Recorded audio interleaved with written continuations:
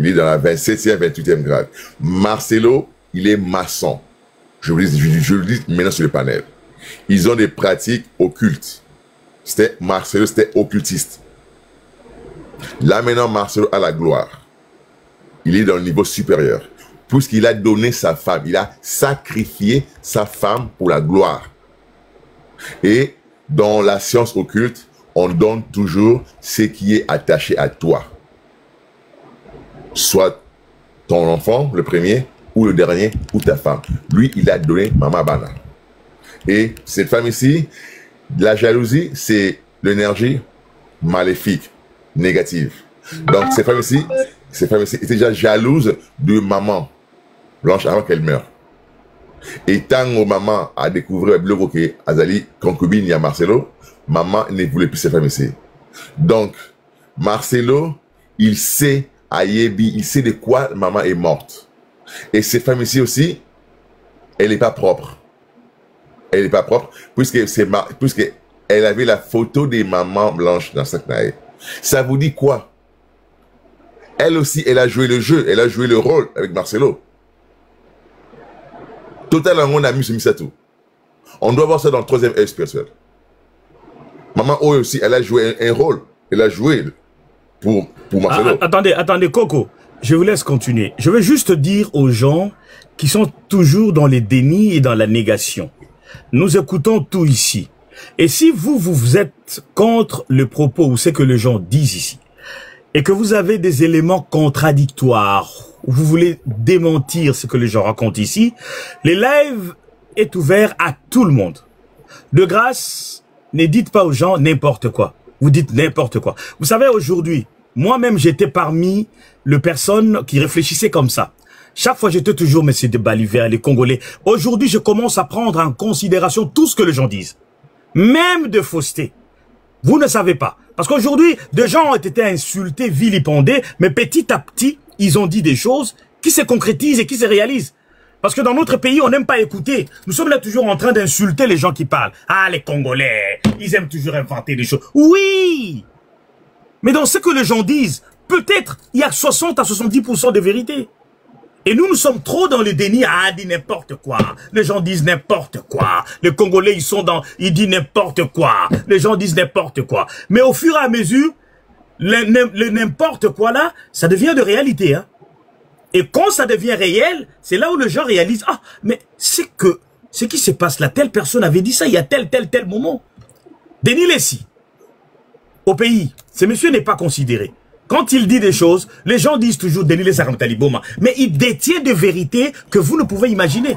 Et très souvent, tout ce que Denis Lessi dit se réalise par la suite, hein.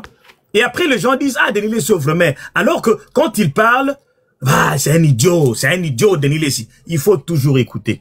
Si vous n'êtes pas d'accord avec la personne, vous montez pour dire que ce que cette personne dit, ce n'est pas vrai. Moi, je connais bien la personne. Voilà, je vais vous donner une information autre que celle-là. Allez-y, monsieur Coco. Merci. Mitali Bango, eux, critiquer la négativité, j'ai pas de temps pour eux. Moi, je parle des choses que je connais. C'est simple que ça. Alors, on a Trois-Rivières, Marcelo Ayaki, plusieurs fois, Maman Blanche.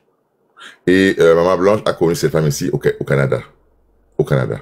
À Trois-Rivières. Avant la mort de maman, Marcelo s'est fut rejoindre la Grande Loge. Il y a 3 grandes loges. En France, en Angleterre et États-Unis. À Miami, Marcelo était à Miami 2 fois. Il y a l'autre loge, on appelle ça des boulets society. C'est là, à l'intérieur, vous allez trouver Jay-Z, Papa of Daddy, tout le monde sont là-bas, c'est le club noir. Et c'est que moi, je connais les pratiques maçonnerie, pour avoir la gloire de la terre, pour la gloire, comme puissant, tu dois donner ce qui est attaché à toi. Tu dois rester vide. Parce que l'homme et la femme, quand ils se mélangent, c'est l'énergie. Maman, qui est morte, Azali Mama Bana, elle a eu des enfants pour Marcelo. Et ils ont déjà partagé le lien de l'énergie entre Marcelo et Maman Blanche.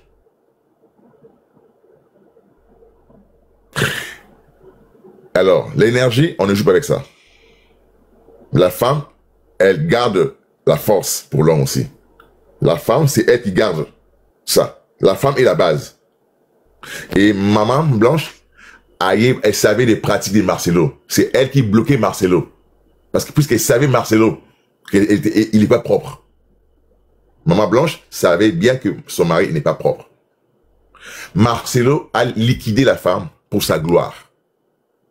Là, maintenant, si Marcelo, il va aller bientôt dans le 30e degré maçon. Deuxième chose, Marcelo, il prend de cognac VSOP. Cognac fort. VSOP. C'est ça qu'il boit. Marcelo, il est dans la cabale juive. Et la cabale juive, c'est le plus ancien mysticisme dans la tradition hébraïque. Tous les maçons, les rosicruciens, ils vont à la quête de connaissances dans la cabale juive. Donc, je vais juste résumer vite, parce qu'il y a plusieurs personnes sur le panel. Je dois donner la chance, d'autres personnes de parler. C'est des occultistes. Mon frère, c'est des occultistes. Moi, je sais que je connais, je peux dire seulement un peu, je garde beaucoup. Si vous voulez qu'on se parle, on peut se parler en privé. J'aime pas parler dans le panel comme ça. Mais je donne seulement des pistes pour chaque personne puisse avoir quelque chose dans la tête. Maman Oakei, Ayebaki que Marcelo Azali sale. Marcelo peut Ayebaki que maman a dit que bloquer ngai nam sa nangai. Alors il fallait échange dans la loge maçonnerie Zaneni. Moi si Oyo Rosana et la femme que tu seras avec, elle doit te connaître et eux ils doivent les connaître. La maman qui est morte, elle n'était pas dans les pratiques maçonnerie. Elle était pure. Elle était pure. Donc pure. Dans Bonzambé. Elle n'était pas dans la saleté. Mais maman Oyo, Azali, moi c'est la saleté. Parce que déjà dans elle, elle avait la jalousie envers maman Blanche. Et une femme, quand elle marche avec la jalousie, c'est la négativité. Je m'arrête là. Je laisse les choses pour reste avec nous. Mes chers amis, nous parlons ici, vous savez, je veux vous rappeler encore une autre histoire, parce que les Congolais, généralement, lorsqu'il s'agit des questions aussi importantes comme ça, qui sont de révélation, demandent de preuves. Parce que le droit, aux yeux de juges, vous ne pouvez pas affirmer des choses sans preuve. Mais lorsqu'il s'agit des politiques, nous ne demandons pas de preuves. Lorsqu'il s'agit des politiques, nous passons ici, nous affirmons des choses. Tshisekedi a volé ceci, sa femme a détourné ceci, sa femme a détourné ça, et personne ne nous demande de preuves. Et ça se passe tous les jours, dans tous les panels. Les gens vocifèrent, les gens disent n'importe quoi sur le régime en place à Kinshasa, et personne ne demande de preuves. Parce qu'on dit, ah, quand tu veux demander de preuves, on te dit, prévenez nos Luka, quand tu veux réfléchir comme quelqu'un qui connaît quand même le droit. Moi ici, je parle sous réserve. D'abord, je ne fais que relayer ce que le frère de Maman Blanche a dit hier. Je répète bien. Tout ce qui est dit ici, Monsieur Mossi, fermez votre micro, Mossi. Tout ce qui est dit ici, c'est la révélation que la sœur de maman, le frère de Maman Blanche avait livré hier au cours d'un live de plus de 30 à 35 000 personnes. J'étais témoin. J'ai écouté des choses graves. Et depuis le début de ces panels, je vous ai raconté, je vous ai tout dit. Donc, il y a quand même Henri Souroche concernant la mort de cette femme. Ce qui est sûr est que cette femme n'est pas morte d'une morte soit naturelle ou suite à une opération. Non. Il y a eu quelque chose. Il y a eu quelque chose. Et après, on viendra demander des preuves. Moi, je l'ai toujours dit. Je ne dirai pas ça en français, sinon ils vont m'écouter. Bon, je l'ai coupé. Vous voyez bien, le roi a un crime parfait. Vous voyez bien, Moti. Très bien. Très bien. Vous savez bien ça. Bon, on va revenir sur ça. Allez-y, Miss. Vous avez la parole. Miss. Bon, bonjour à tout le monde. Bonjour, Papa Moïse. Bonjour. Bonjour, bonjour. Oh, ok, je vous ai bien écouté de tout ce que vous avez dit. Vous avez relayé que c'est que le frère de Maman Blanche a pu dire lors du direct. Moi, je voulais un peu plus parler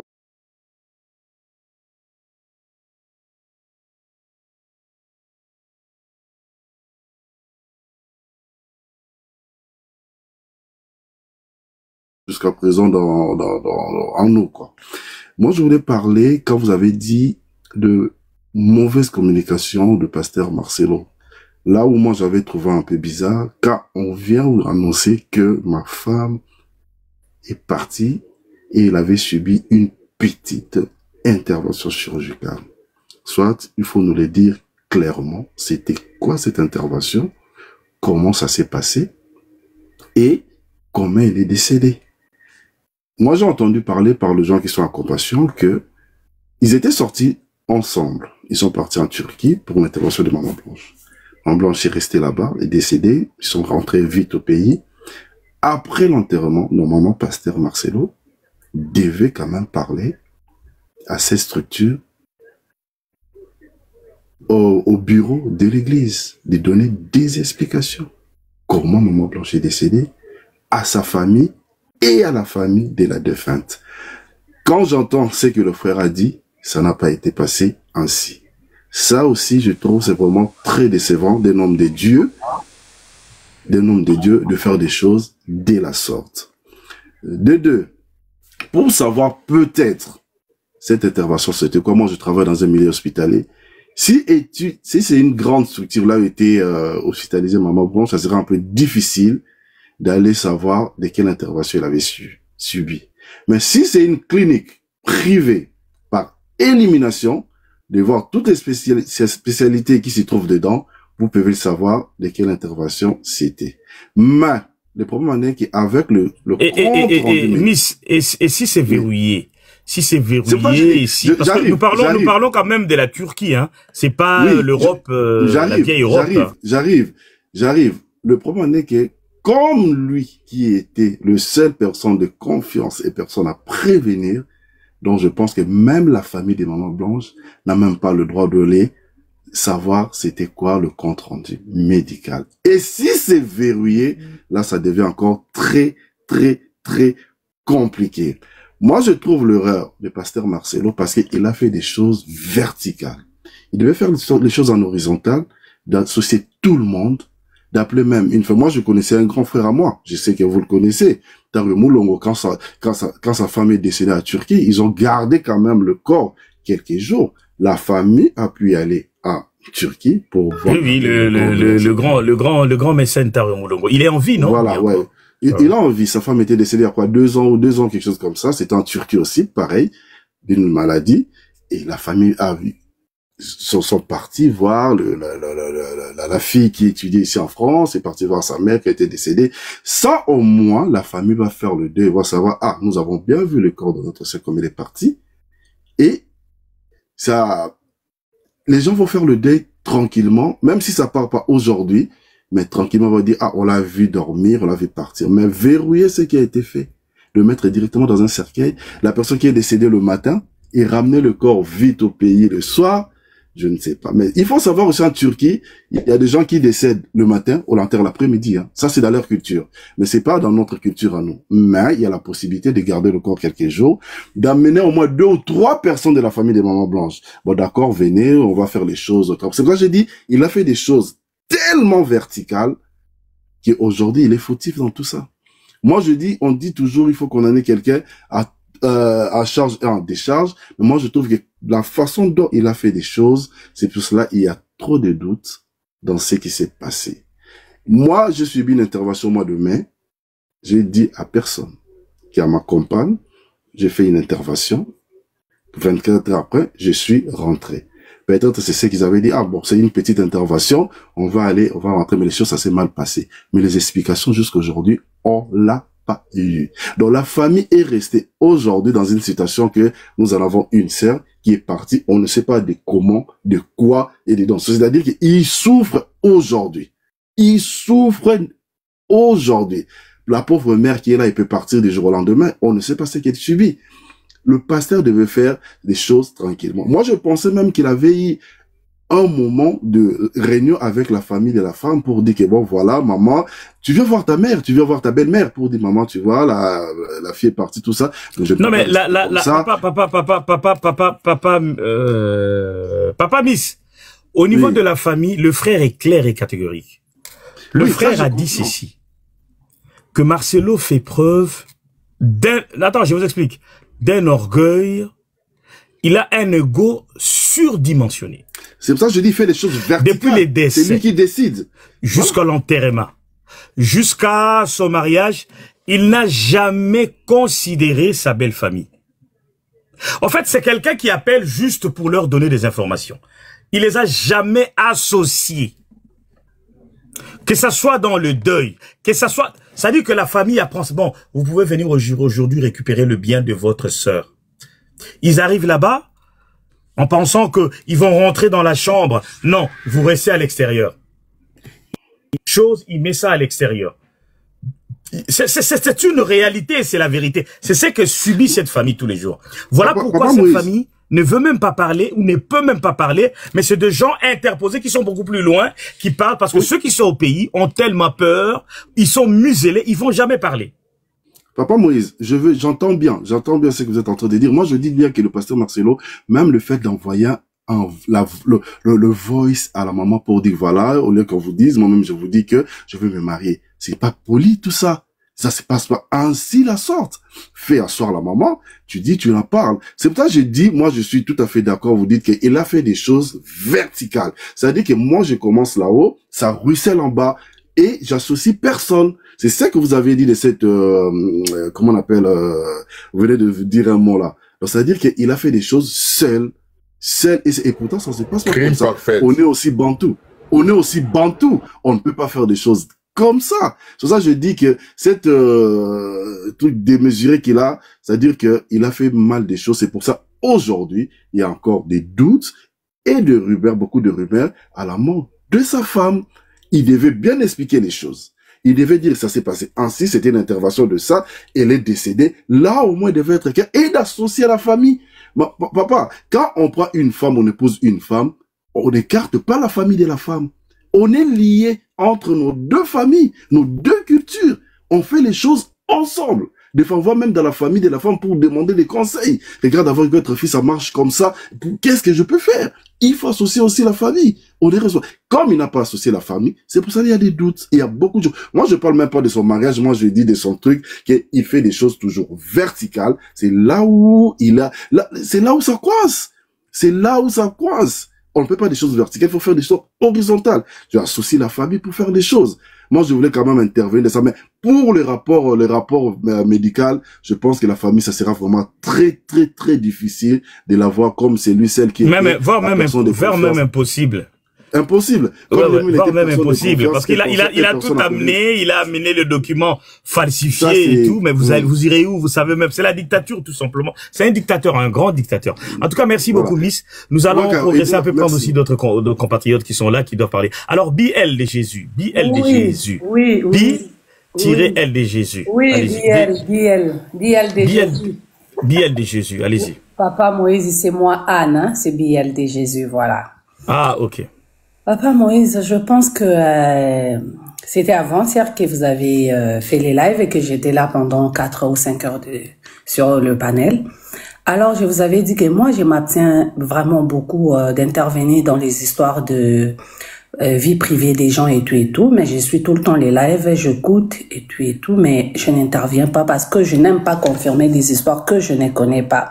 Mais avant-hier, je vous avais dit, papa Moïse, je me permets de vous dire, parce que vous avez demandé à les origines de la femme, Esther, moi, je vous avais dit que moi, je peux confirmer que j'ai ma famille en Belgique et ma famille connaît la fille et la fille elle est belgo-malienne. Vous vous rappelez encore de moi. Donc je vous avais dit ça. Et la fille, je confirme aujourd'hui qu'elle est belgo-malienne.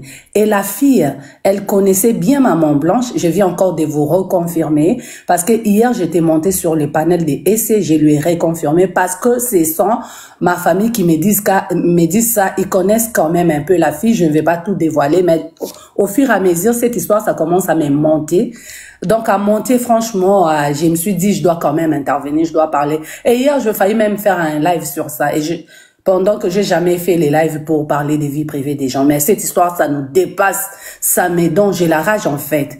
En fait, comment un pasteur, soi-disant pasteur, un homme de Dieu, moi aussi je crois en Dieu, je suis chrétienne catholique pratiquante. Donc, mais je n'aime pas que les gens qui se disent les enfants de Dieu, les pasteurs viennent salir, pousse les gens de salir les noms de Dieu. Ça peut pas passer. Je peux pas laisser ça passer comme ça. Donc, la fille, elle était babysitter. Je vous ai confirmé encore aujourd'hui, c'est moi, Biel. Donc, je vous confirme que la fille, là, connaissait bien Maman Blanche. Quand vous venez de dire tantôt que il n'y a pas de fumée sans feu. Voilà, c'est ça. Marcelo se prend pour... Vous avez dit quoi? Elle était baby-sister? Baby-sister des enfants de Maman Blanche. Elle se connaît bien. Ah bon? Ah, ça, je n'avais pas retenu ça. Ah, il était leur baby-sister. Oui, je vous confirme ça. Le temps qu'ils partaient, pendant qu'ils partaient au Canada, elles étaient ensemble. Ah, ok. Ensemble. Voilà encore une information. Parce que j'ai eu des confirmations, je ne peux pas tout dévoiler, mais petit à petit, j'ai commencé à parler parce que on en a marre. Il se prend, Marcelo se prend pour un tout-puissant, ainsi dit Marcelo.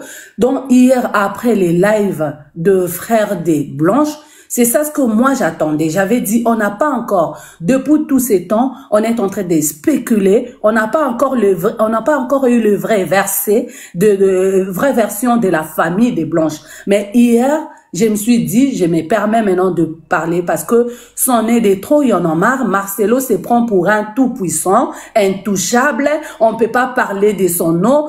Ceux qui sont là-bas au Congo ne peuvent pas ouvrir leur bouche à cause de Marcelo, l'intouchable. Donc Marcelo, il fait tout comme il veut. Il a fait des choses horizontalement comme verticalement, comme vient de dire Messieurs Miss. Il se prend, c'est lui qui se décide. Même moi j'ai demandé l'attestation des décès. C'était écrit quoi? C'était quoi l'attestation des décès? C'était quoi l'attestation, la cause de la mort de Maman Blanche? Personne. Mais la cause de la mort, il a survolé ça. Il n'a jamais été précis, voilà, concis ou clair. Il a juste dit avec beaucoup de dedans, même envers la famille ou même les gens. Attends, je vais terminer. Il a dit tout simplement que Blanche est morte suite à une intervention chirurgicale bénigne, mais qui a mal tourné. Il n'a donné aucune précision de quelle opération, ça, rien du tout. C'était juste ça. Et il a dit ça comme ça en passant. C'était pas des propos soutenus où il est resté déçu pour expliquer. Non, non, non. Juste comme ça, comme on dit chez nous. Hein, de refaire la main comme ça et les gaga bangou. Donc elle est morte suite à une opération, une intervention chirurgicale d'ailleurs bénigne. Point barre. C'est tout ce qu'il a dit. Non, il n'a pas parlé de BBL. Il a dit une toute petite intervention chirurgicale. C'est ce qu'il a dit. Voilà. Papa Moïse, vous savez, pendant le deuil, comme vous venez de dire, vous ne spéculez pas. Ce sont des informations. Moi, je viens vous confirmer. C'était comment? Il avait fermé toutes les chambres, toutes les pièces. Il a laissé juste une petite pièce pour la maman des Blanches. Et le lendemain, on a enterré. Il a dit à tout le monde de partir, de libérer la maison. Est-ce que pas nabiso na Congo ezalaka bongo? Moi na mobimba, moi na mutuala libongo, tu dis ouais c'est bon, c'est fini, on a déjà enterré. Allez, personne. Et je vous dis ces informations vraies, sûres et vraies. Moi je veux revenir, je ne vais plus changer les pseudos. Ça c'est mon prénom, mon nom et prénom et mon nom de famille. Donc je vais laisser ça. Je m'assume maintenant. Je dis trop c'est trop. Marcelo exagère, il se prend pour un plus fort, pour un saint, pour tout. Je vous avais dit, quelqu'un qui dit je m'en fous, je m'en fous, je m'en fous sur la chair. Hein? Un homme de Dieu, un pasteur peut se comporter comme ça. Il prend des trucs là, des stupéfiants. Mais la kababilo comme kasi wana, c'est vrai, c'est vrai. Il se prend Mais là, pour... alcool, cognac, Oui, VSOP, vous voyez cognac, pas je sa sais façon ça. de parler, sa façon de faire sa bouche, à tengamisa munoko, à buka munoko, musa nanzambe a modèle nini, a modèle wana. Son nez des trois autres sambu sa combo nzambe à cause de lui, mais non, les non-croyants, les athées commencent à insulter Dieu. Moi, je n'aime pas qu'on insulte Dieu. On va commencer à parler de ça, je vais commencer à lancer les lives. Son nez des trop là. C'est ça, Merci. je dis, vrai papa Moïse, je vais recommencer à te donner des informations. Merci Hébert, reste avec moi, il n'y a pas de souci.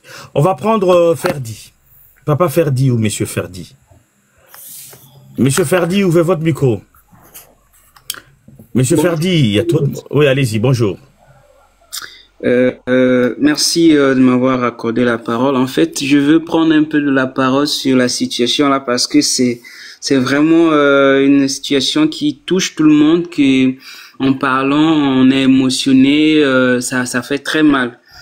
Et moi, je me mets un peu plus du côté des enfants parce que je me dis bon, ça fait pas longtemps que voilà, la dame vient de partir et là, c'est encore une autre nouvelle qui vient de tomber que voilà, le père devait se marier. Alors je me dis, c'est comme une personne qui vient mettre en fait du sel sur une plaie en cours de cicatrisation. Et je me dis, ces enfants-là, ils vont être traumatisés. Ça, c'est sûr. Devant les gens, ils vont faire semblant d'avoir une bonne humeur. Ils vont donner une bonne impression. Mais au fond d'eux, ce sont des enfants qui vont rester toute leur vie avec ce traumatisme et qui, dans la langue, qui peut leur exposer à des pathologies psychologiques ou psychiatriques. Qu'est-ce qui sera en fait le devenir de ces enfants? En fait, le papa ici se comporte d'une manière égocentrique. Il voit que lui-même, il voit pas les enfants, il voit pas la famille de la personne qui vient de perdre, parce que je pense à la catégorie des mamans qui venaient de partir, c'est pas une moindre personne dans la famille. Je pense que c'est une personne vraiment qui avait une place de choix et qui soutenait en fait la famille. Et pour lui, c'est comme si c'est juste un animal, bon voilà, qui est parti, qu'on a enterré, c'est fini, et là voilà, chacun fait sa vie. Je pense qu'avant tout, on est humain, on est africain, on est des bantous, on a notre culture. Malheureusement, ils oublient ça. Voilà pourquoi ils peuvent dire, non, mais avant que je sois congolais, je suis d'abord chrétien. C'est faux. On est d'abord congolais et après chrétien, parce qu'on n'est pas chrétien, on devient chrétien. Et ce que je remarque aujourd'hui, c'est que les pasteurs aujourd'hui sont les plus ceux qui font mal à la population congolaise. Que ce soit du Congo-Brazzaville, que ce soit du Congo-Kinshasa. Pourquoi? Tandis qu'ils devaient être censés nous donner l'exemple. Alors, la question que je me pose, est-ce qu'il faut continuer à prier ou pas? Parce que là, ça commence à confirmer d'autres idées qui montrent que réellement, la Bible ou la religion, c'était vraiment les objets de la colonisation. Parce que les gens qui devaient normalement nous montrer le chemin à suivre et la conduite à tenir, regarde ce qui se passe. C'est ce que ma soeur venait de dire tout à l'heure. Tu te mets sur la chair, tu dis je m'en fous et je m'en fous. Tu t'en fous de qui? De ta femme qui venait de mourir, d'ailleurs que je sais pas, d'ailleurs que certainement tu as participé de sa mort. Tu t'en fous de la famille, tu t'en fous de ses enfants. C'est vraiment cruel. Sérieusement, je pense qu'en tant qu'humain, en plus encore, appelé homme de Dieu, se comporter de la sorte, vraiment, ça pose tellement de questions pour ceux qui pensent être chrétiens et qui veulent même adhérer à la chrétienté. Je pense qu'il faut qu'on revoie en fait la manière dont on met trop ces gens-là à leur place. Et puis je me pose une autre question. La solidarité féminine est partie où? Je pense que ce sont des situations où dans d'autres pays, on va voir les manifestations. Les femmes peuvent se mettre debout comme ça, sortir dans les rues pour des situations pareilles. Non. Ce sont des choses, au Congo, ça ne se passe pas. Et ça fait très mal, surtout quand on venait de le dire pour une famille qui n'a aucune personne, ministre ou bien juriste, qui peut prendre la situation en main. Donc ça veut dire que nous, qui sommes sortis des familles, qui n'ont pas de personnes devant qui peuvent nous prendre la situation en main. Donc on n'a pas le droit d'être dans les pays africains. C'est ça. Mais c'est cruel. En fait, c'est tout ce que je voulais dire.